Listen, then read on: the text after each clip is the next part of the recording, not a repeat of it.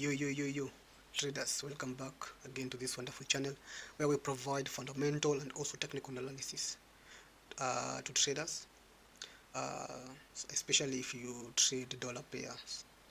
This is definitely a channel that you should follow. Before we even start, risk disclaimer: this information is purely for educational purposes only. It should not be considered as financial advice or a recommendation to engage in any trading.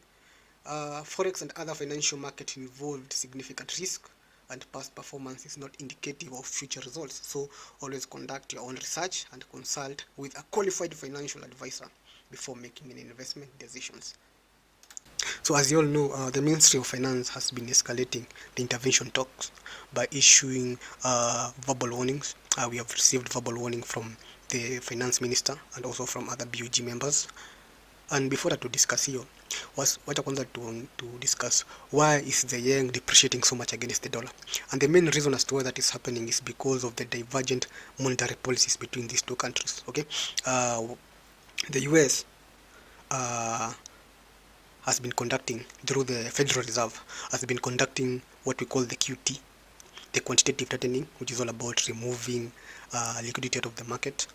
They have been on a very, very aggressive tightening campaign since I think March last year, where they have raised rates by almost 525 basis points. And this has been the most aggressive tightening campaign since the era of Chairman Paul Volcker. For those who have been following up the Federal Reserve know that. On the other hand, the BoJ, which is the Japan's central bank, has been conducting QE, which is the opposite of what the US has been doing. And QE is all about quantitative easing, and as the name says, it's all about easing monetary policies, pumping money into the market. Okay, so these are very, very two different monetary policies. And when the US Federal Reserve raises interest rates or signals a more hawkish monetary policy, it can attract capital inflows into the US seeking high returns. And also, this increased demand for the USD can lead to the depreciation of the GPY. Okay, and also another reason as to why the yen has been depreciating so much against the dollar is because of the robust US economy. As you know, right now, the US economy is the best performing among its peers. If you compare it to the Eurozone, if you compare it to UK, if you compare it to China, let us not even mention Russia, it's the best performing right now, because Eurozone economy is contracting right now. UK is facing what we call stagflation. China is facing disinflation. Okay, so right now US is the best performing economy, and that's why the dollar is gaining so much against the yen. Well, now that you know that the first intervention took place last year in September 22nd, okay, after the USD GPY breached the 146 level, okay, and the second intervention took place in October 22nd after UJ breached the 151 level. Okay, so these BoJ interventions in the past typically involved buying of its own currency, BoJ buying of its own currency in the foreign exchange market to influence the rate change against other major currencies. Okay, and these interventions are actually aimed at achieving specific policy objectives, such as stabilizing the yen and also combating excessive yen depreciation. Okay, now before actually the Ministry of Finance and the BoJ steps in, before they actually intervene, they usually issue verbal warnings and conduct rate checks to buy time in hope that markets will correct themselves. Okay, and based on my rough understanding from past FX intervention, I think there are signs that you as a trader that you should look out for. Once you start to hear such statements coming out of the Ministry of Finance and also from BoJ, statements like excessive and disorderly movements, okay, statements like we are closely monitoring movements, okay, statements like we will take determined action if necessary, statements like sudden effects movements are undesirable. Once you start to hear such statement coming out of the BoJ and also from the Ministry of Finance, just know that the BoJ is starting to consider intervening in the market. Okay, and we have been getting this verbal warnings, and the most recent one came in out today. Today is on 8th of September.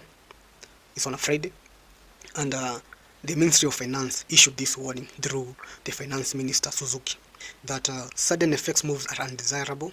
We will respond to excessive moves appropriately, okay, not targeting absolute FX levels during intervention, and that stable FX movement should align with fundamentals, okay. So that was that's the most recent verbal intervention that we have received. And also I think during the week, the Japan's top currency diplomat Kanda issued this statement that the FX moves should reflect fundamentals, seeing speculative moves in FX, and that we are watching FX with high sense of urgency. Okay, so we have been getting those intervention talks, those verbal warnings. So as a trader, you should be very careful and be on the lookout.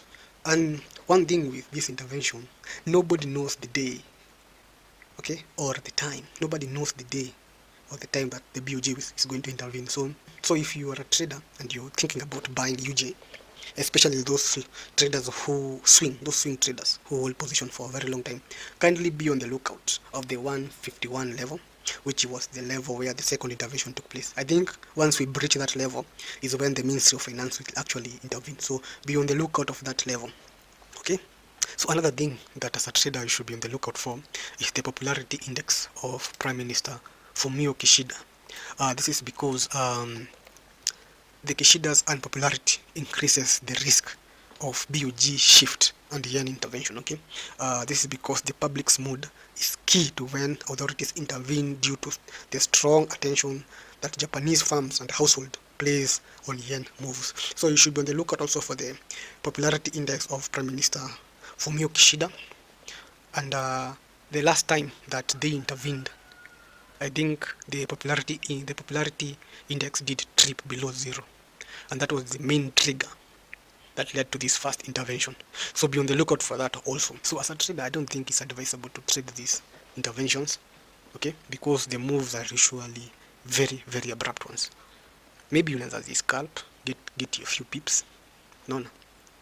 But for me nazaitumia as an indication of a change in direction, because after the second intervention took place, UJ ilianza kushuka and it formed a very, very good downward trend, okay, as you can see. So be on the lookout for that, man. Once we breach the 151 level, just know BoJ might intervene anytime.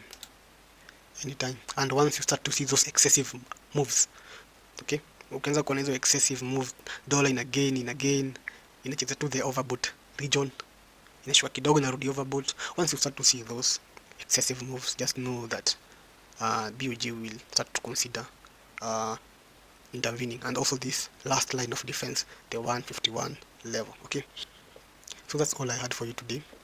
I hope this video itakusaidia as a trader.